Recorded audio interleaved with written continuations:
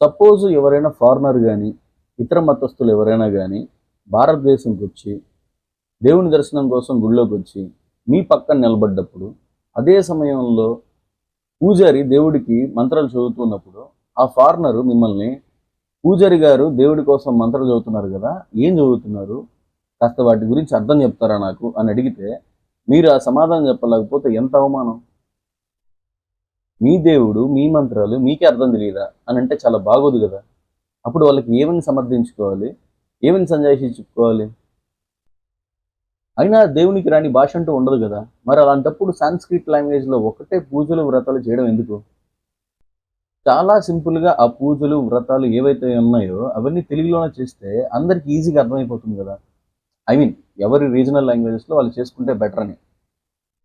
లేదు కాదు సాంస్క్రిట్ లాంగ్వేజ్లోనే పూజలు వ్రతాలు అన్నీ చేయాలి అని అనుకుంటే మంచి ట్రాన్స్లేటర్ని ఒకరిని రిక్రూట్ చేస్తే అప్పుడు ఆయన అందరికి అర్థమయ్యేలా ట్రాన్స్లేట్ చేస్తాడు కదా. ఇలా చేయడం ద్వారా చాలామందికి మన హిందుత్వం గురించి, మన మంత్రాలు వ్రతాల గురించి, అందులో ఉన్న గొప్పతనం గురించి తెలుసుకుంటారు. అందరూ నేర్చుకుంటారు, అర్థం చేసుకుంటారు. భక్తి భావన మరింత పెరుగుతుంది. భక్తులకు దేవుడికి దగ్గరగా ఉండడం కంటే గొప్ప పని ఇంకేముంటుంది? అందుకే ప్రవచనాలు చెప్పేవాళ్ళు, అలాగే సాంస్క్రిట్ లాంగ్వేజ్ ట్రాన్స్లేటర్స్ ఎంత ఎక్కువ మంది ఉంటే అంత మంచిది. ప్రవచనాలు వినడం ద్వారా మనకు జరిగే నష్టం రవ్వంత కూడా ఉండదు. కావాలంటే మన చాగంటి కోటేశ్వరరావు గారి మాటలు, గరికపాటి నరసింహారావు గారి మాటలు, గంగాధర శాస్త్రి గారి మాటలు వింటే మనకు అర్థమవుతుంది. అండ్ వాళ్ళు తెలుగు అలాగే సంస్కృతులను అర్థమయ్యేలా మాట్లాడుతూ ఉంటారు. అలాగే ప్రతి టెంపుల్లో కూడా సాంస్క్రిట్ లాంగ్వేజ్ ట్రాన్స్లేటర్స్ని నియమించడం వల్ల ఈ వెధవ కాస్ట్ అండ్ బ్యారియర్స్ని బ్రేక్ చేసిన వాళ్ళు అవుతారు. ఇప్పటి నుండి ఇంప్లిమెంట్ చేస్తే నెక్స్ట్ 100 yearsకైనా సంస్కృత భాష చాలామంది ప్రజలకు సునాయాసంగా మాట్లాడే స్థాయికి అలవాటు అవుతుంది.